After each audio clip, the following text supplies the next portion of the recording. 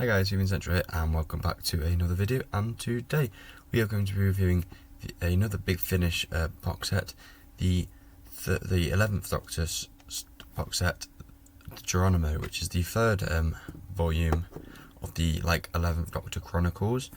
I do own the first two, the first one and the second one. However, the first one's are partially narrated 4 stories that are mostly are narrated, so not full cast dramas, and I haven't got around to listening to them yet. And the second box set, which is full cast, though it's just the Doctor and just characters within the stories, as opposed to when they started with when they started volume 3, they introduced a unique companion in a unique time slot, and this volume, then the 4th, 5th and 6th volume all are dedicated to it. So I thought I'd start with this, and I can just review that storyline with the 11th Doctor and the companion that they introduced. So yeah, before we get into this, if you do enjoy this video, please consider liking and subscribing, as that really helps me out. And if you've enjoyed, consider watching another one of my videos. But we'll start with the box set. So first, it's obviously the Doctor is Matt Smith. It's the 11th Doctor series, but it's not voiced by Matt Smith, similar to, if you've seen my 3rd Doctor review, he's voiced by Jacob Dudman, who plays Matt Smith pretty much perfectly, even better than Tim Treloar in some respects, that playing the 3rd Doctor, to the point where you can't tell it's Jacob Dudman speaking. It just sounds like Matt Smith's 11th Doctor, which he plays it brilliantly. He's so clear, it's so good, and it's really hard to kind of hear a difference in many points in his voices. Jacob Dudman does voice a lot of the Doctors, not just the Matt Smith. He's done the Companion Chronicles for David Tennant stuff, or not the Companion Chronicles, but the new series Doctor Chronicles with David Tennant stuff, the 10th Doctor stuff, even I think a couple 9th Doctor stuff and the 12th Doctor stuff. And this stuff here is brilliant. If you want to get into Big Finish, you're not fully sure about, and you like the 11th Doctor, you're not fully sure about listening to it, the short trips, I think it's called Generation Impossible. It has the 11th Doctor and the 12th Doctor in it together, both voiced by Jacob Dudman. And I listened to that before I bought any of these box sets, and that gives you a really good indication of what he sounds like as both the 11th and the 12th Doctor, and that gave me a good idea of it. But yeah, I think he's so brilliant in this. He's brilliant in the second box set. He's brilliant in the 4th one even more, and I'll review that. But because there's a story in the 4th box set where he just knocks it out of the park, and then in box set 5 and 6 equally, he's brilliant, and it's pretty much uncanny. But starting off with the first story, which is The Inheritance by Alfie Shaw, sort of kicks off that's the kind of almost first part. This is quite clearly set after the events of The Snowman, so the Doctor is searching for Clara. It's the events of Clara in Victorian England's death, and before he meets Clara, or present day Clara, in the kind of Bells of St. John. And so he's sort of searching for Clara, and he arrives in this oil rig in the future, where he meets this companion, who's Valerie Lockwood, who's played by Safia Ingar. And to be honest, instantly I was a bit hesitant. I've listened to the second box set, as I've said first. I know I keep bringing this up a lot, so admit it.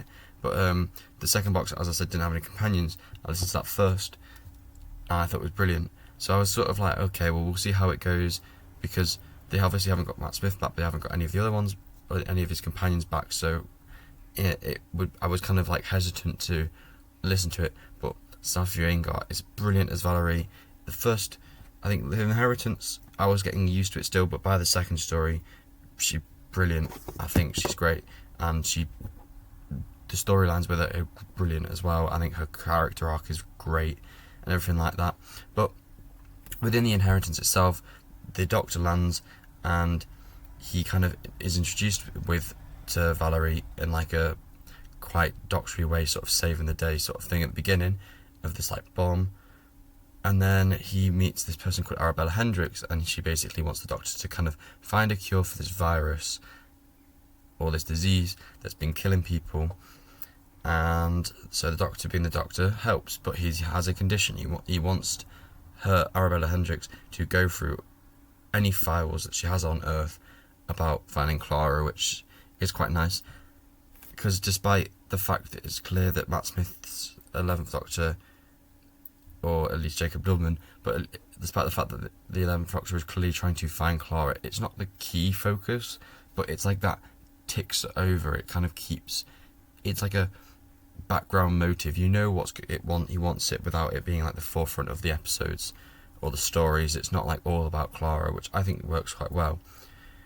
But the Inheritance is a very good starting point. You get a good introduction to the Doctor again if you've kind of not watched any of the Matt Smith stuff, but equally or not had listened to the other two box sets, so you can kind of get a feel for Jacob Dubman voicing him, which I think it doesn't really matter. I don't think you need to think.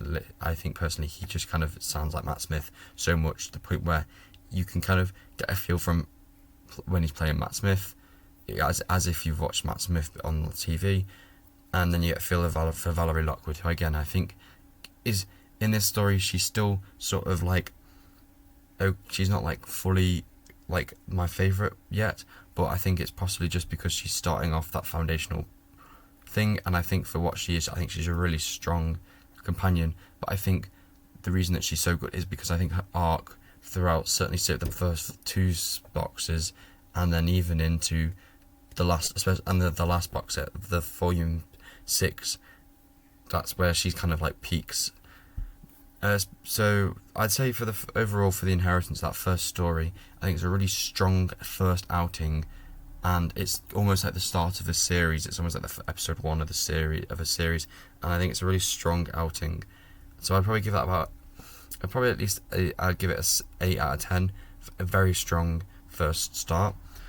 Then we'll move on to the second story, which is the House of Masks by Georgia Cook. And now this is your more, impromptu past story. They've kind of gone to the past. I believe they're in Italy in the past, and again, I think this story works even better because the Doctor sort of splits up from Valerie, so she sort of gets to do her own things a little bit, because basically they've gone to this house. This house is kind of not all that it seems, and it turns out that the house is kind of like, this sort of central robot. So he's it's kind of like a spaceship, and it's a spaceship as opposed to the house. And the Doctor finds out that, and Valerie meets this character, and the Doctor kind of finds this out slowly, but he's separate from Valerie, and Valerie meets this guy called Captain Tomasi, and now he's dead set on trying to kill the kind of main body of the robot, which is kind of like the main AI person, and the Doctor's kind of with them, because they've kind of gone, well, someone's trying to kill me, I need you to save me. And I think it kind of is a really good sort of, it puts a weird dynamic on it, because it almost seems like the Valerie and the Doctor are at odds, but the Doctor obviously figures out what's going on, and he sort of helps save the day. And I think it's just a nice story, because you kind of get an idea of what Matt Smith's like and where he's at, because obviously this isn't the beginning of Matt Smith's era. It's not exactly the end. This, when he's on Trenzalore, this is very much like he's still kind of reeling over the death of Amy and Rory, but he still kind of wants to go look for Clara. So he's still, this is pre Day of the Doctor, so he's still sort of reeling over the destruction of Gallifrey, which he talks about in this episode. In this episode, he talks to Valerie about the Great Time War and all that sort of thing, which I think was quite nice, because I think this, despite the fact that I don't always feel like it's super necessary, I do think it's quite integral to this character, especially at the end of, especially for the Doctor's later part of like the 11th Doctor's era, as this is clearly heading towards the Day of the Doctor. I think it is quite important to touch upon, and I think, considering I know what the box sets are, what happens in the future box sets, I think it's a nice thing to put here, because it works in a greater context later on in the kind of overarching narrative of the box set run, the 4 box set run, and like the supposed like series that they've kind of created for the 11th Doctor. So yeah, I think again House of Masks is a very good story. It's probably like the point at which I was like, yeah, I'm liking Valerie. I think I bought this one first and was like, yeah, this is for me. And this was the point. This after listening to this second story, that was the point at which I was like, I'll buy the 4th box set and 5th box set. So it was certainly like this is what I want to listen to, and this is what I want to hear. So I think you can't fault it for that. So I definitely give this one another 8 out of 10. I think, because I think it's another brilliant story. But now, on to the last story in the box set, and I think this is my personal favourite. It's The End by Roshana Patel, and I think this story really effectively uses the concept of time travel. I think, despite sometimes the Doctor Who is a time travel based show, there aren't always episodes that like effectively use time travel. Even if the Doctor within episodes goes back in time or forward in time, it's not always super effective. But this one is one of those few where it's really good, like the Ark under Hartnell, where they kind of go forward in time and then how everything changes. I think this final story at the end, it really is pinnacle for a good episode based on ideas of time travel, which sounds stupid considering the whole show is about time travel. But the story basically pertains to the Doctor and Valerie land on this ship, or like I think it's space station or something, something like that, and they are stuck with these things that are like spiders, these like time spider sort of things, and they're sort of stuck in a loop where, so the kind of cuts, the beginning of it starts with the Doctor getting bitten by a spider kind of in one universe, but then you're watching the story happen twice almost. So the Doctor gets bitten by a spider and is slowly dying, and Valerie's trying make every effort to save him. In the other timeline, Valerie gets bitten by the spider and kind of makes every effort to save, and the Doctor makes every effort to save Valerie. And then as the course of the story goes on, they almost mirror each other, in the sense that everything that seems to happen to the Doctor is almost seeming to happen to Valerie in the other timeline, but the reaction is sort of different, but they're still trying to move together. And I think it's kind of, I think on the back of the House of Masks and the Inheritance, it feels really like a strange concept to try to wrap your head around. Okay, we're back in this one, we're back in that one, and it feels a bit weird to kind of think about straightforward, but as it gets going, you kind of get more used to it, and I think it works brilliantly. The kind of, as the storyline progresses, they kind of figure out the spider's motive. It turns out these are sort of time spiders that the Doctor knows of. They are things that the Time Lords basically tried to kind of get rid of because they mess with the web of time.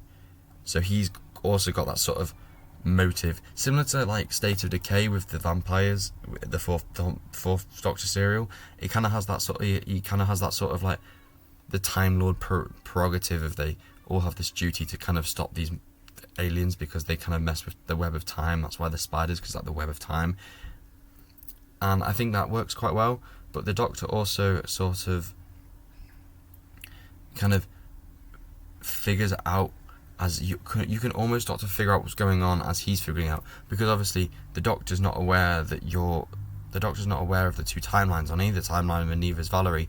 But because we're listening to them on both timelines, you can sort of figure out slowly what's going on and who's going on there. What's going on in the first timeline and what that means in the second timeline and vice versa. The kind of what they kind of find out as by the end of the story is that they're both in time loops, and these are different time loops. So they're so it's like a Ferris Bueller's Day Off time loop, but the difference is that different actions have happened. So the time spider exists as a constant. So they're in this time loop. So the time spider's children can kind of grow up, hatch, and then be more powerful to escape. And the spider that's laid all these eggs is kind of like keeping them safe, but they live as a constant, whereas every other character is sort of stuck in this time loop. But the spider acknowledges like the threats. So in the first time loop, it attacks. I think it suggests the Doctor's ones first because he's a Time Lord, so it attacks the Time Lord because it's a natural enemy.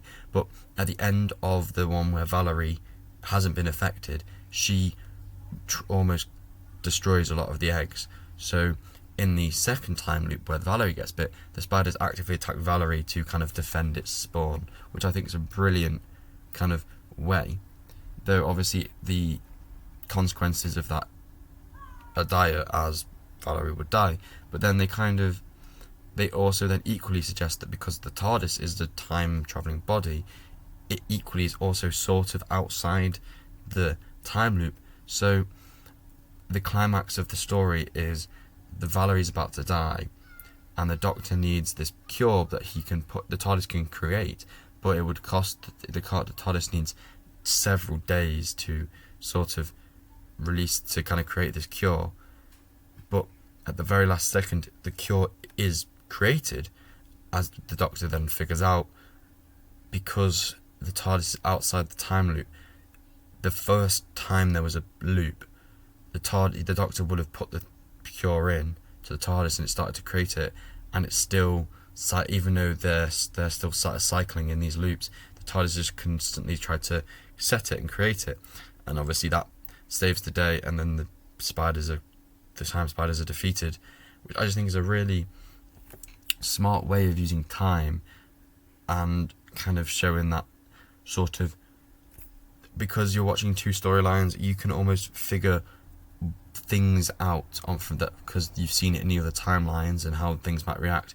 But equally, it's cool to see kind of the converging point of the TARDIS and the spider's motive and why the things have changed and why the differences in each timeline have occurred. And it's not because they're different per se, it's because there's the things that are constant in those timelines have acted differently, which I think is quite smart doing. So I'd say a brilliant way to cap it off and a really good final story.